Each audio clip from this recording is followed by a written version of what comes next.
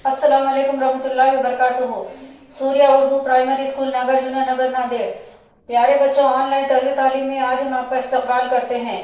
आज हम जमात हफ्तों में मजमून उर्दू में सबक नंबर 10 शेखुल हिंद मौलाना महमूदुल हसन ये सबक पढ़ेंगे।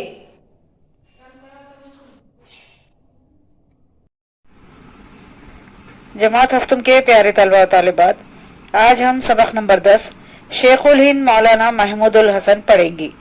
ये सबक इदारे की जानिब से है।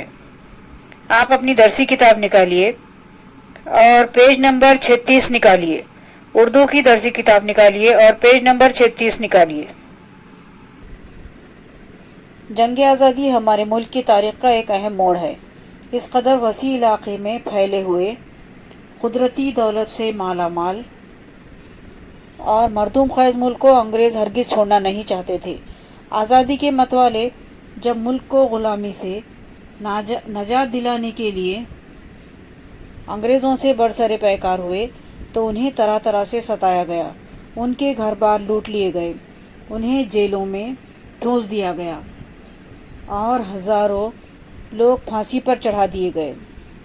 आज़ादी के लिए जद्दोजहद में मुजाहिद आज़ादी मौलाना महमूदुल हसन भी शामिल है, जिन्हें शेखुल हिंद के लक़ब से याद किया जाता है।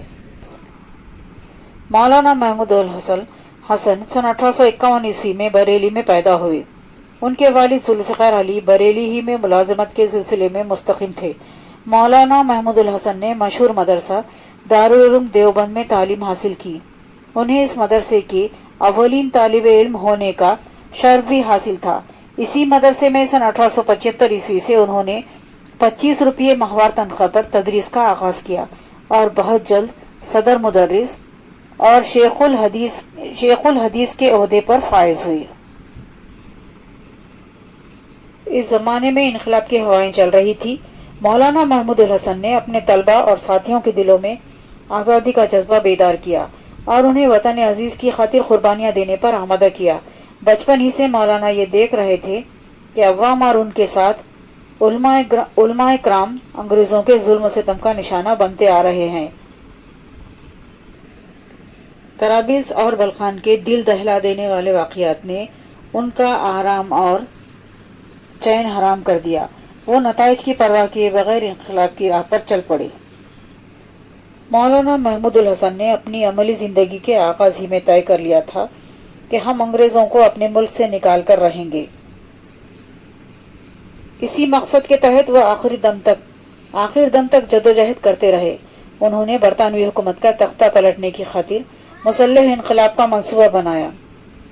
इस मुहिम में उनका साथ देने के लिए मौलाना उबैदुल्ला सिंधी और मौलाना मोहम्मद मियाँ ने अपनी जिंदगियां वक्फ कर दी।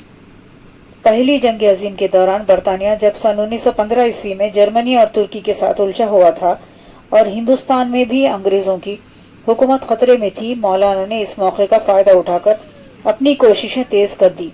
उन्होंने अपने शागिर्द मौलाना उबैदुल्ला सिंधी को काबुल भेजा ताकि वह अफगानिस्तान और आज़ाद कबाइल से तुर्कों के लिए हिमायत हासिल करने की कोशिश करें और ख़ुद हिजाज रवाना हुए।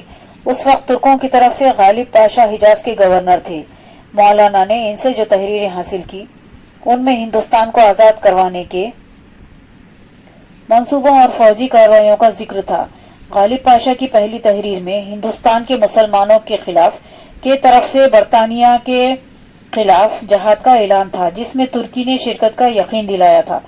मौलाना ने रेशमी कपड़े पर इस पैगाम को नकल किया और एक संदूक में रखकर हिंदुस्तान भेजा। इस तहरीक के पैगाम भिजवाने के लिए रेशमी कपड़े के टुकड़े इस्तेमाल किए गए थे, इसीलिए ये रेशमी रुमाल तहरीक कहलाई। इसका मकसद आज़ादी के लिए की जाने वाली जद्दोजहद को अंग्रेज़ों से छुपाए रखना था।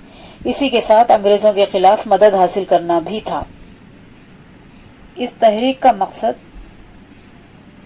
क्या था? आज़ादी के लिए की जाने वाली जद्दोजहद को अंग्रेज़ों से छुपाए रखना था। मौलाना महमूदुल हसन ने अंग्रेज़ों के खिलाफ लड़ाई के लिए एक पूरी टीम तैयार कर रखी थी। इस तहरीक में शामिल लोगों का यकीन था कि जंग की राह इख्तियार किए बगैर अंग्रेज़ों को इस मुल्क से बाहर निकालना मुमकिन नहीं है, इसलिए जंगी सामान और इसलाह हासिल करना ज़रूरी था। مولانا نے सन 1915 ईस्वी में हिजाज का सफर अख्तियार किया। वो हिजाज से बगदाद और बलूचिस्तान होते हुए सरहद के आज़ाद कबाइल तक पहुंचना चाहते थे कि जंग के दौरान उन्हें गिरफ्तार कर लिया गया। पहले मिस्र और फिर वहां से माल्टा ले जाकर वो नजरबंद कर दिए गए। इसीलिए मौलाना को असीर माल्टा के नाम से भी याद किया जाता है। 3 बरस और 7 माह के कैद के बाद 8 जून सन 1920 ईस्वी को मुंबई पहुंचाकर उन्हें रिहा कर दिया गया। इस मौके पर तमाम कौमों के लोगों ने उनका इस्तकबाल किया और उन्हें शेखुल हिंद का लक़ब दिया गया।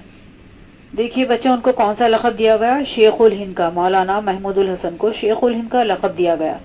रिहाई के बाद उन्होंने जामिया मिलिया इस्लामिया का संग बुनियाद रखा। मौलाना महमूदुल हसन रेशमी रुमाल तहरीक के रूह रवा थे। इस तहरीक ने चूंकि आज़ादी हासिल करने में अहम किरदार अदा किया था, इसलिए इस तहरीक के 100 साला जश्न के मौके पर हुकूमत ने मौलाना महमूदुल हसन की खिदमत के एतराफ़ में एक डाक टिकट जारी किया। मौलाना अपने वतन की आज़ादी के लिए आखिर दम तक जद्दोजहद करते रहे और 30 नवंबर सन 1920 ईस्वी को 70 साल की उम्र में वो इस जहान फ़ानी से कूच कर गए। हफ्तम जमात के प्यारे तलबा और तालिबात, हमने आज इस सबक को पढ़ा। आप भी इस सबक को पढ़िए और इसके अल्फाज माने हमारे साथ दोहराइए। मरदुम खैस वो मुकाम जहाँ काबिल और बहादुर लोग पैदा हों। मरदुम खैस वो मुकाम जहाँ काबिल और बहादुर लोग पैदा हो। शेखुल हदीस इल्म हदीस के असातिज़ा के सदर। शेखुल हदीस इल्म हदीस के असातिज़ा के सदर। तजास अरब का वो हिस्सा जिसमें मक्का मदीना और ताइफ शामिल है। हिजाज अरब का वो हिस्सा जिसमें मक्का मदीना और ताइफ शामिल है। मुसल्लह इनकलाब हथियारों का इस्तेमाल करके हुकूमत को बदलने के लिए जंग करना। मुसल्लह इनकलाब हथियारों का इस्तेमाल करके हुकूमत को बदलने के लिए जंग करना। शेखुल हिंद हिंदुस्तान का सरदार। शेखुल हिंद हिंदुस्तान का सरदार। असीर माल्टा असीर माल्टा असीर माल्टा जजीरे माल्टा का कैदी। जजीरे माल्टा का कैदी। हफ्तम जमात के प्यारे तलबा तालिबात, आप इस सबक को पढ़िए और अल्फाज मानों को अपनी नोटबुक में लिखिए और याद कीजिए। हफ्तम जमात के प्यारे तलबा और तालिबात, आप इस वीडियो को ज़्यादा से ज़्यादा लाइक कीजिए, शेयर कीजिए और हमारे इस चैनल को सब्सक्राइब कीजिए। हम फिर मिलेंगे। अल्लाह हाफिज़।